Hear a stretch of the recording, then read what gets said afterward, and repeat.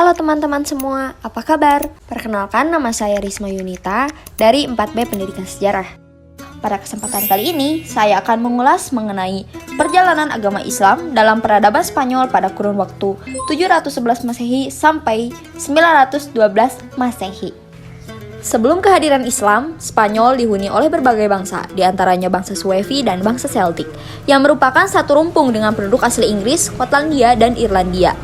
Selain bangsa tersebut, bangsa Roma dan Vandal juga ikut mendiami negeri tersebut.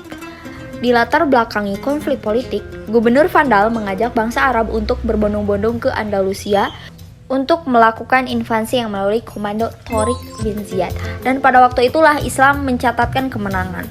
Mulai sejak itu, Spanyol merupakan pusat peradaban Islam yang sangat penting menyaingi Baghdad di timur.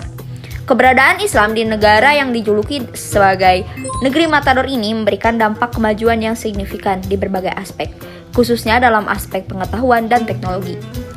Sekitar 2 abad sebelum Masehi hingga awal abad ke-5, Spanyol berada di bawah Imperium Romawi. Sejak tahun 406 Masehi, Spanyol dikuasai oleh bangsa Vandal, yaitu bangsa yang berimigrasi dari negeri asal mereka, suatu daerah yang terletak di antara Sungai Oder dan Vistula. Penguasa daerah ini mendirikan kerajaan di provinsi wilayah Katek. Kekuasaan Vandal ini kemudian diambil alih oleh orang-orang Gotik. Tak lama kemudian, dinasti Merovingian dari kerajaan Frank merebutnya dari orang-orang Gotik. Maka, didirikanlah kerajaan Visigoth, yang wilayah itu dikenal dengan Vandalusia. Dan setelah kedatangan orang-orang Islam pada tahun 711 Masehi, sebutan Vandalusia diubah menjadi Andalusia atau Al-Andalus. Sebelum kedatangan umat Islam, daerah Liberia merupakan kerajaan Hispania yang dikuasai oleh orang-orang Kristen Visigoth.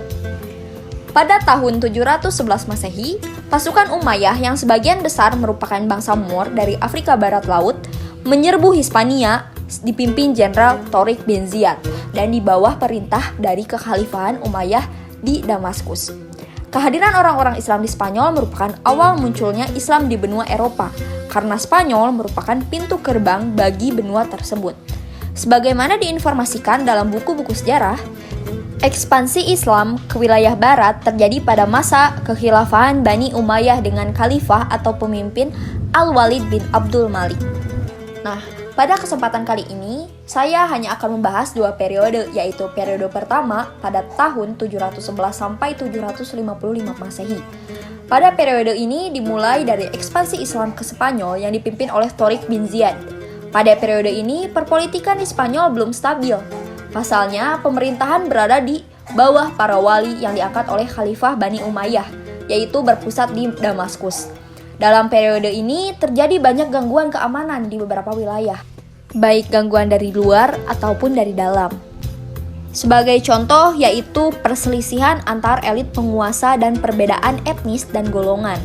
Hal ini mengakibatkan sering terjadinya perang saudara, yaitu pertarungan antara Arab Selatan dan Arab Utara. Pada periode ini, Islam di Spanyol tidak menemukan figur sejati. Ini dapat dilihat dari terjadinya 20 kali pergantian wali. Dari berbagai fenomena ini mengakibatkan Islam di Spanyol belum memasuki kegiatan bangun-membangun baik di bidang peradaban maupun kebudayaan. Periode ini berakhir dengan datangnya Abdul Ar-Rahman Al-Dakhil. Periode selanjutnya yaitu periode kedua, dalam kurun waktu 755 sampai 912 Masehi.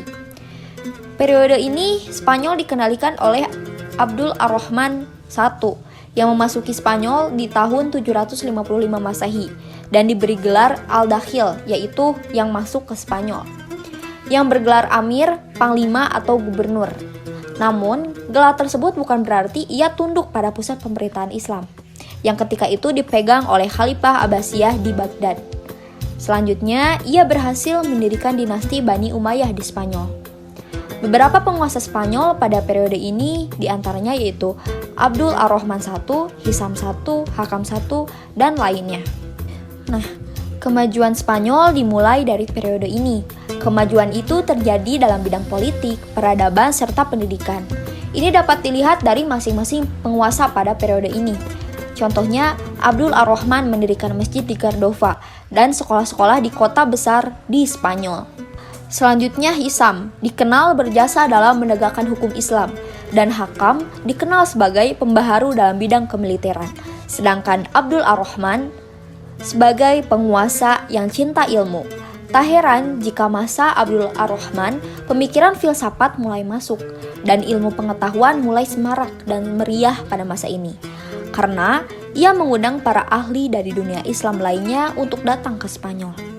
Pada periode ini juga dikenal tidak sepenuhnya stabil sebab dinasti Abbasiyah, yaitu dengan mengiring gubernur Afrika Utara ke Spanyol dengan membawa 7.000 tentara. Ini terjadi pada 764 Masehi. Tentara ini mendapat bantuan dari suku Qais, namun Abdul Ar-Rahman memenangi perang tersebut.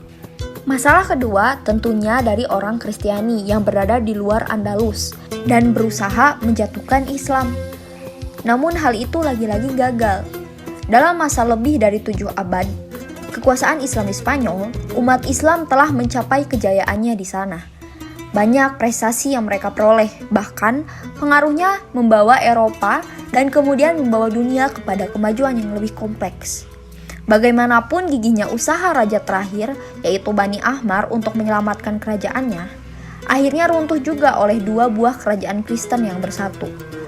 Kekhalifahan Al-Andalus mengalami kejatuhan karena terpecah menjadi beberapa kerajaan kecil, yang disebut dengan Taifa, yang pada umumnya amat lemah. Mungkin sekian pemaparan dari saya. Terima kasih atas perhatiannya. Wassalamualaikum warahmatullahi wabarakatuh.